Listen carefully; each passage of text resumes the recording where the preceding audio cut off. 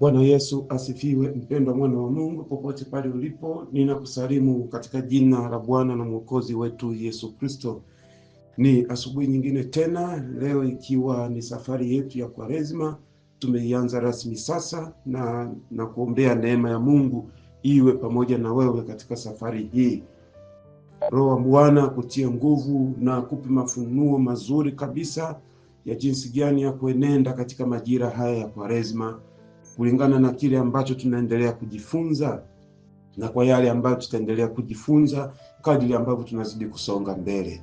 Utakuwa pamoja nami tena Theologia Julius Matias Ganyara kutokea KKKT Diocese ya Dodoma, jimbo la makao makuu, usharika wa Arusha Road. Karibu tuendelee kujifunza pia, na mafundisho haya utakuwa unayapata kama kumbukumbu yako unapotembelea YouTube channel ya KKKT Arusha Road pamoja na Ufalme TV. Kiingia kwenye hizo channel utakuwa unakuta kumbukumbu za sauti za mafundisho haya na utaendelea kujifunza zaidi. Basi nikualike sasa tuweze kuendelea kujifunza neno la Mungu. Tuombe. Baba, katika jina la Yesu ninakutukuza, ninalibariki jina lako. Sante kwa ajili ya neema na kibali ambacho Bwana ameachilia tena mioyoni mwetu, kutupa tena pumzi ya uhai na kutuamsha kwa siku hii ya leo.